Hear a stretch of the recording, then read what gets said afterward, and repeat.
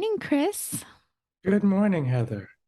What are you Uh, drinking? uh, I'm only drinking water. I finished my coffee before our recording, so it still counts as a morning tinto. I Oh, think good. so. Yeah, because it's never tinto for me. It's never coffee. And I too just finished my cacao. So I'm caffeined up and ready to tackle a very simple topic. That's me Oh, being sarcastic. yeah, I'm Facetious. sure. And also, best podcast name ever. It's never true, it seems. You know what? That actually dovetails quite well with this like post-truth world we're living in. Where you say things that are the opposite. Yeah, I've definitely encountered that a lot. And I'm sure you have too in your own different ways, which I'm very interested to hear about because it looks like we are coming to some similar places, but also from very different perspectives. And this is one of the reasons why I like our podcast, because we get to elaborate on the nuances beyond just little sound bites. And I think that also matches very well with what we're hoping to discuss today. Yeah. And let's start off by doing a little positionality. Given the topic, it makes sense to do so. So I'm a white passing um, woman from the United States from mixed heritage. My father's brown, Latino, mestizo, Colombian man, and my mother is a white, um, I guess it's hard to say. Like her people generally, what we can trace came from England, 1600s to colonize what is now the United States. But there's a little bit of Irish in there as well, but not much. It's there's a lot of white English privilege there. And like I say, I pass as white. So I can really count on one hand the number of times I've been targeted by racism. And that was more to do with being Colombian rather than someone looking at me and being racist. So that's my positionality. Would you like to share yours, Chris? Yeah, and I would, thank you for raising this. I would also like to preface this positionality statement, if you will, with my interpretation of the word positionality. And we will be talking about words and terms and definitions today. So I'd just like to state that when I think of positionality, I specifically think about it in a relational context, which is it has its relevance relative to the person I may be interacting with or the person who may be observing me. And I think that's particularly relevant to mention because we have a wide and diverse audience that listens to this, and they could be from all over the world. They may see their own positionalities relative to us in very different ways. So I'll just point that out by saying, as I describe myself, in a way, I'm not necessarily talking about how I relate to others, but the listeners will be listening to us and seeing how they stand relative to our positions. So I think that's something that's important to highlight. That is that positionality is not some single objective statement. It's relational and it's context oriented. So with that having been stated, and I suppose perhaps my opinion being stated about positionality, I will describe myself. Um, I'm somebody who presents, I believe, as a Black man. I have dark skin. In terms of my heritage, that is to say, the things people may not see when they simply look at me. My mother is the descendant of Africans who were enslaved and taken to the Caribbean. My mother came to this country from Trinidad when she was a child, this country being the United States of America, where I live. My father was born and raised in India, and his heritage has its own complexities. Much of his family comes from Goa, which was a Portuguese colony for hundreds of years. And my father came to this country, again, the United States of America, for graduate studies, which is where he met my mother. We were, my sibling and I were born and raised in the United States of America, have always lived here. And there are, I think, also physical ability aspects of positionality as well. So I sometimes make the pithy statement that I have 2 eyes, 2 ears, 2 hands, 2 feet, a nose, and a mouth that work. And that affects also how I interact with the world. It affects my sense of privilege. It affects the knowledge that I have, which may be different in terms of experiences from people who don't have these same abilities, which means there may be things I'm completely ignorant of that other people know of very well. Again, because of their positionalities, meaning because of how they relate to others within their social context. So a little bit more long-winded than I would have liked, but I'll just pause there and thank you for the question. Yeah, and thank you for bringing up another aspect. I do have a long-term health condition, which means I do have an understanding of some of like the implications of what healthcare and like work ethic and all those ideologies, how they impact people. And of course, we could have gone into sexuality and all of that. Um, so I'm coming to this because, and you've been covering this. We've covered this a little bit before, maybe in another podcast, and not this morning tinto, but in your own YouTube, TikTok short videos, you've covered the F word. And yes, I would like to discuss the F word, which is fascism, um, why a definition matters or doesn't matter. And so I want to give like a summary of a podcast series I've been listening to that began in October of last year called The Fascism Barometer. And it's put out by Jairus Dixon, who's a Black queer feminist. And they're asking, what is fascism? Is it rising? And how can we stop it? And so that's the goal of the podcast series. And at the beginning of each episode, they ask their guest how they would define fascism.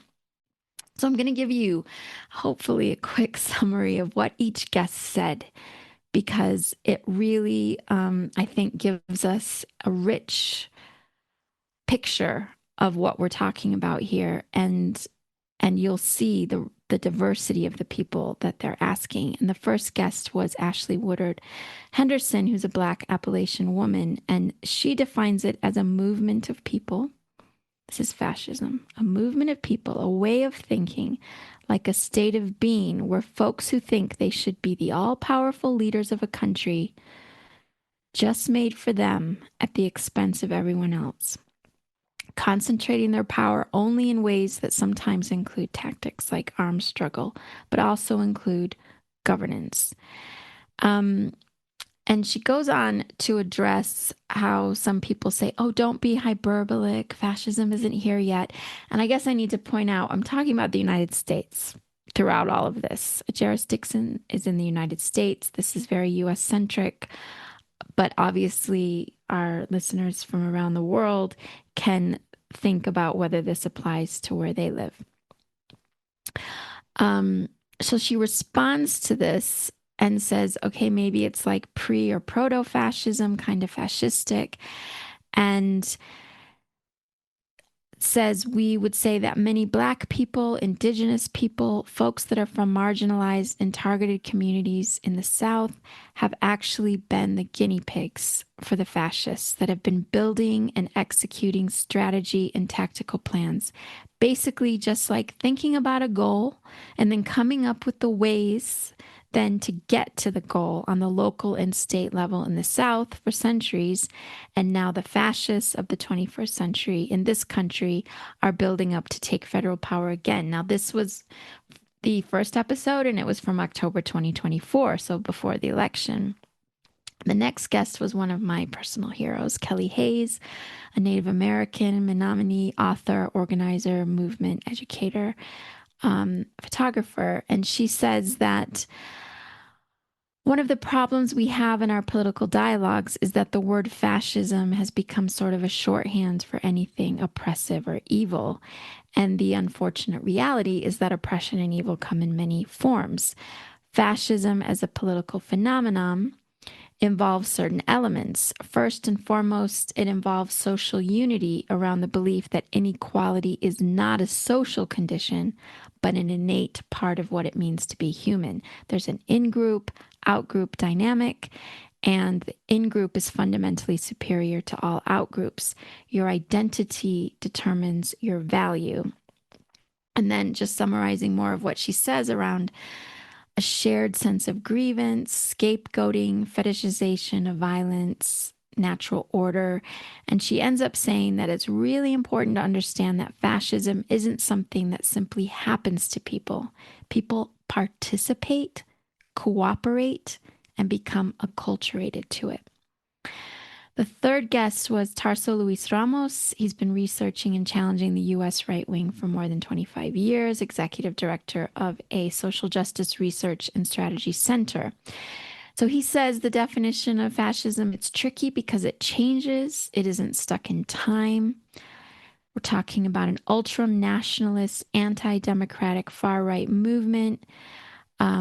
Dominant racial, ethnic, religious groups imagine themselves as the victims, that they're fighting against marginalized, usually racialized communities for their survival. They believe that democracy has failed them and allowed for their victimization, and they see communism as an even larger existential threat.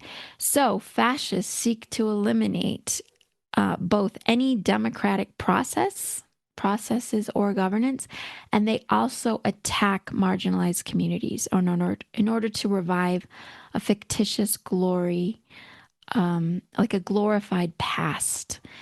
And there's cults of violence. The next guest, Isaac Tiberos, activist organizer, thinks that talking about fascism is an invitation for us to think rigorously about our own times, place, and conditions. These are movements that have a fiercely nationalist character, usually ethno-nationalist character. Repeating some of the things that Kelly Hayes said, criminalization as well, dehumanization and violence, anti-union. There's like partnerships going on with Israeli Zionism and the fascism of the Hindu project in India. The next guests were Ken Montenegro and Che Johnson Long, who are longtime community security and safety practitioners. And Che says that we talk a lot about the differences between what fascism messages and what fascism does, and how it's also about culture and it's getting people to buy in to this idea that there's just one group of people who are at fault for all of our problems. And Ken says that as well, that fascism is predicated on stories. Ken's the child of an Ecuadorian and Guatemalan parents whose partners from Colombia recently come to the US, and that those countries have all experienced fascist governments. And there's like an enamored with death. And Ken points out how it really speaks to how the fascists are afraid of us and want to eliminate us. Next guest was Alicia Garcia, co-founder of Black Lives Matter, and her definition is around governance, form of government, that other people are making rules that impact your life. And of course, we know this is always happening. They're making rules that impact our lives. Um, but it becomes more explicit where it's not even like I would say it's not even a pretense anymore that like we're voting and we have a voice. Like that's being thrown out. And then we enter 2025, and the first guest of the year was Kenyon Farrow, who's a long term writer and movement strategist. And it's like fascism is the taking over of government systems, using violence and coercion. It's power over people in a particular country. And, this first episode of the year was in March. And Kenyon says that um, the fascist regime has taken over the US federal government. So this was a very clear, um, defining this Trump administration as being fascist. Then in April, the interview was with Shelby Chestnut, executive director of the Transgender Law Center and the first Native trans leader to head a national LGBTQ organization. Their definition of fascism, well, they didn't want to answer that because they said that definition isn't so important.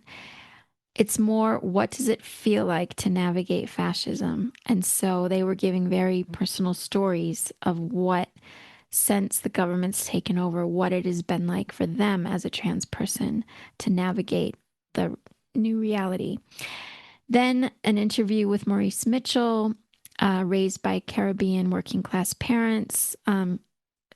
He's national director of the Working Families Party and a visionary leader in the movement for Black lives. And he says that rules aren't going to save us.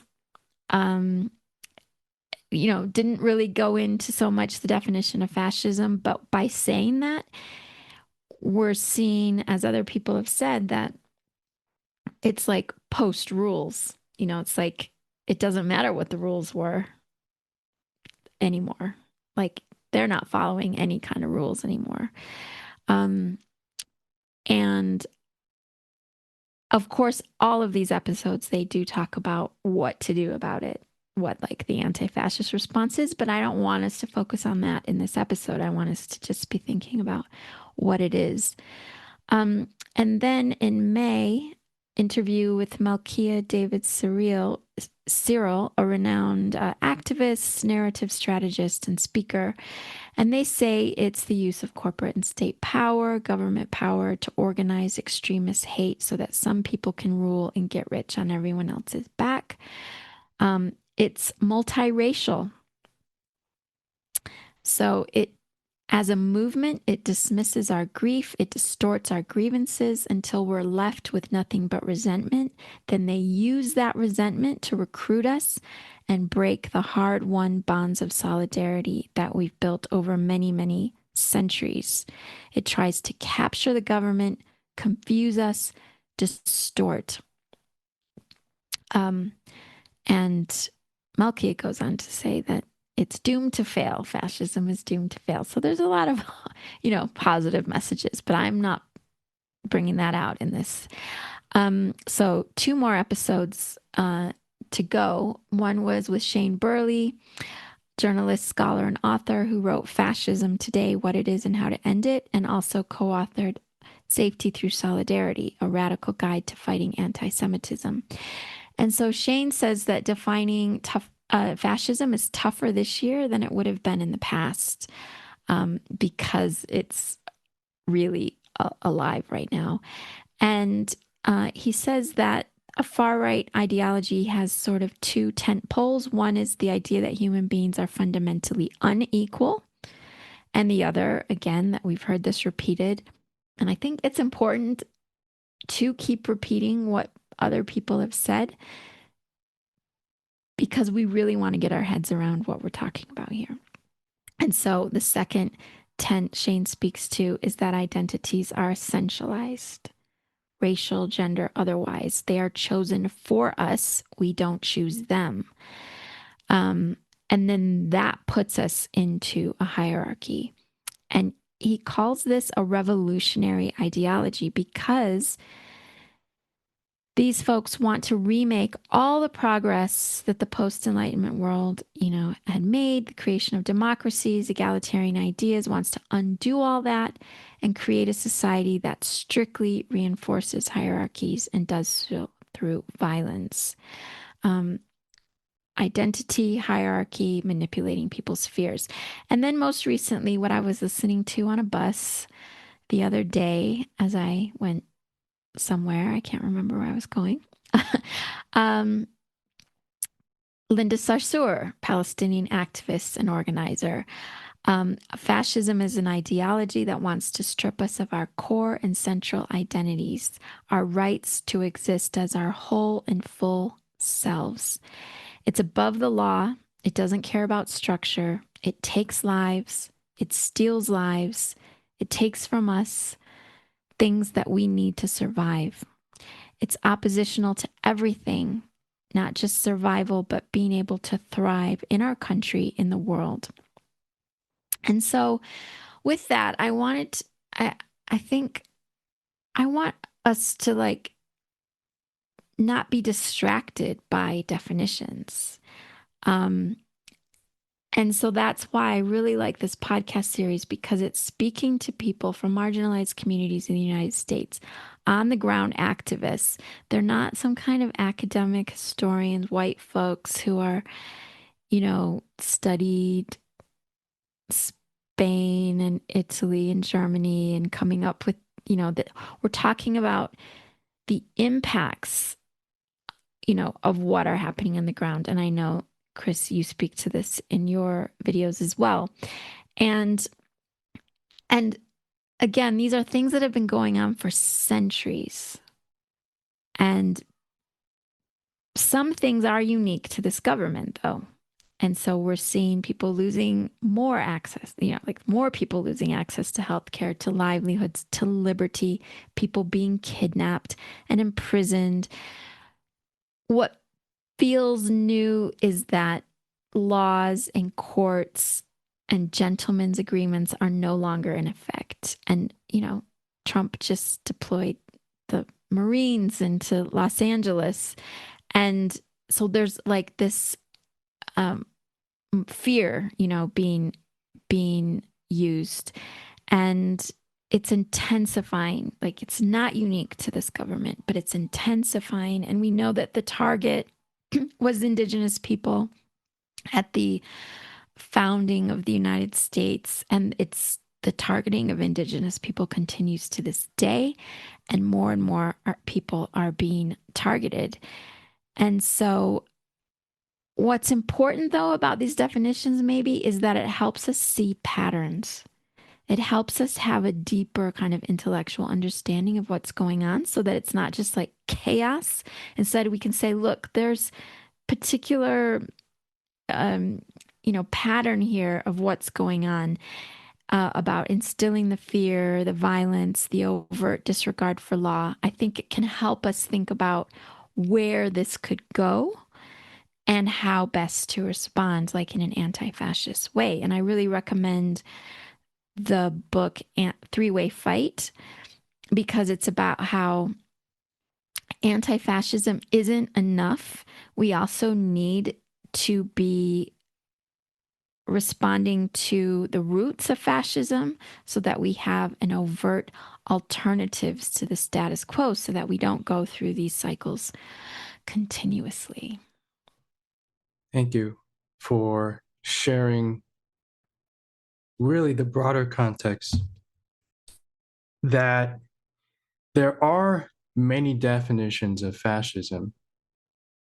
And I think if we were to sit with everything that you've listed out, we would indeed see commonalities across those various definitions that you listed.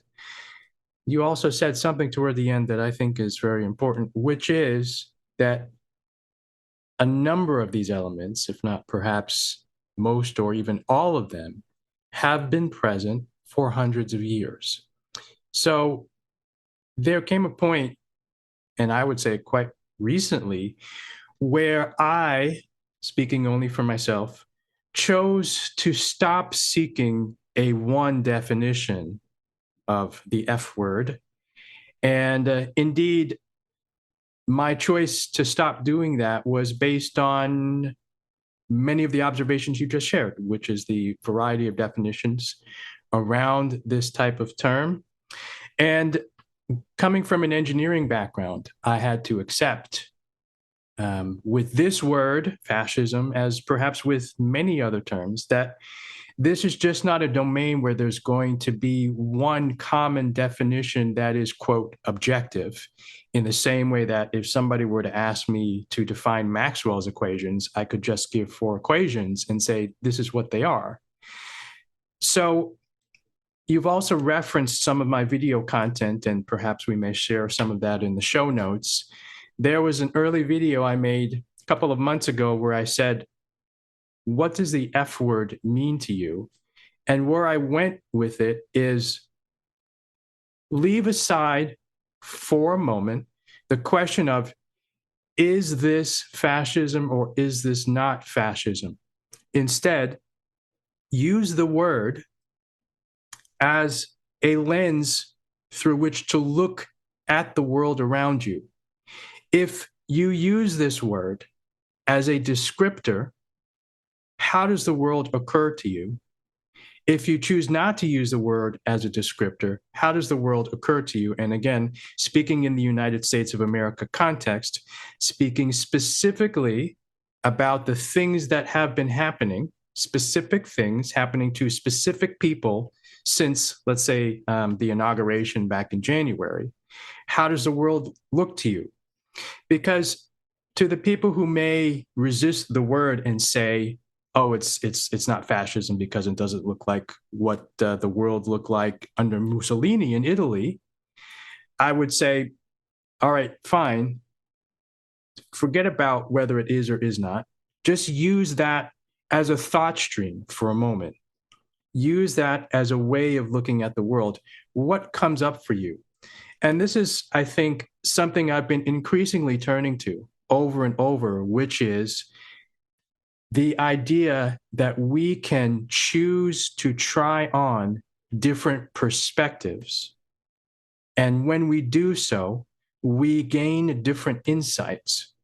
So, if that's indeed true, I believe it's true, that we can choose to try on different perspectives, then, in my belief, we can take our energy away from trying to find the so called correct definition of any piece of social jargon and focus then on what do we learn when we think of the world in a certain way. I made another video where I said, is it a constitutional crisis yet? Well, leave aside whether it is or is not. If you chose for a moment to say, yes, it is, what would that mean for your behavior? And I started throwing out examples like, would you finally update the name and address on your driver's license that you haven't updated for a while? Would you change the way you dress to match the sex that's on your birth certificate in a way that you hadn't before? Would you cancel that trip out of the country because you don't know if you're going to get back in?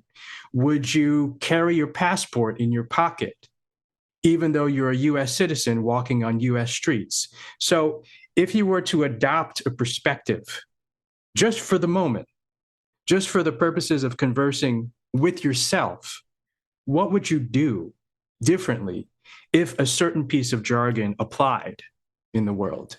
And so I think that's the way I've been phrasing with myself internally and with others these pieces of social jargon under the banner of how do you want to spend your energy at these times?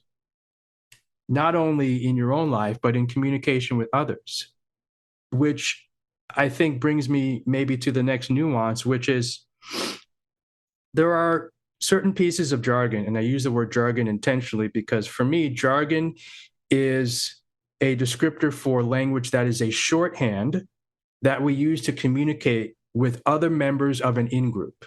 So, for instance, aerospace engineers have their own jargon regarding aviation. Electrical engineers may have a separate set of jargon. There may be certain commonalities, but each little subdomain has its own piece of shorthand to make communication quicker and easier and more efficient with people already of that group. So if we were to use the same terminology with people in a separate group, there may be a completely separate type of meaning that arises, maybe a meaning that we don't intend. So oftentimes, and I'm not saying this as some sort of fact, maybe more of a feeling that I have. Oftentimes, when I hear the word fascism, I think of a label that communicates a general sense of the way the world is, the way the world is going, to a certain audience that I think has already, I wouldn't say self selected, but has already come to certain types of understanding about things like humanity and liberation and the diversity of people in the world. And to lean into something that you said, this idea that there are certain parts of identity that are actually more fluid than maybe a fascist, to use a problematic word, would would say. Things related to gender, things related to racial identity, things related to just the presentation and all the things that I was thinking about when I said that the word positionality describes something relational between people. So when we, another problematic word, the word we, when we, in this group of people who are already on the journey of exploring liberation and decolonization and so on, use the word fascism, I feel like it's a shorthand, a piece of jargon for general sentiments that we've already observed. And again, many of these going back 100 years. So if we use this with a certain outgroup, um, in my mind, there's the need to think tactically and strategically about deployment of the word itself.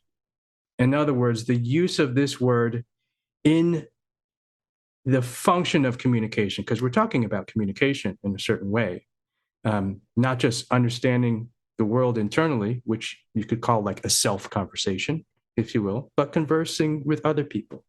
So if I throw this word out, the F word, in any particular group, for me, I'm challenged to ask the question first, what am I trying to say to this person?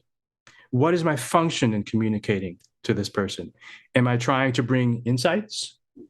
Am I trying to, I don't know, maybe insult the person? I don't like to think that I insult people, but I maybe throwing some insults around in comment sections every now and again. I feel like I'm rambling. So I just like to maybe see if I can tie up my little statements here in a bow with this idea of a word, fascism, as a piece of jargon that serves a function in communication with ourselves and with others, and also the word, fascism, as a lens that we can choose to look through or choose not to look through. And when we look through it, how does the world appear? And what insights do we gain in choosing for that moment to look at the world with this word in mind? Yeah, that's so important. Just like you said at the very beginning about positionality, it's all relational. So the use of the word fascism too is relational. Like, in what context um, are we speaking? And because what I've seen are people, throwing around like Biden's a fascist. What what are you trying to say with that? Um, is it useful? And of course, with white supremacy culture, we want binary thinking. We want it to be easy to, we want shortcuts. to say things. We don't like nuance um, and complexity. And so I suppose I would say anytime someone's going to use the word fascist or fascism, to think of how you would say it without using the F word. Like how would you describe what's going on without using the F word as a way to then reveal the current conditions of which you speak, which, one of the guests said that on the podcast, like we're talking about a particular time, a particular place. And so to be able to say Biden is dot, dot, dot, without saying he's a fascist, like, what are you trying to say? I mean, he supports genocide. He dot, dot, dot, dot, dot, dot, like make the list. Like, these are the things. Do you, what was your point for raising that? You know, because it might support you to give specific examples of the problematic behavior of which you refer.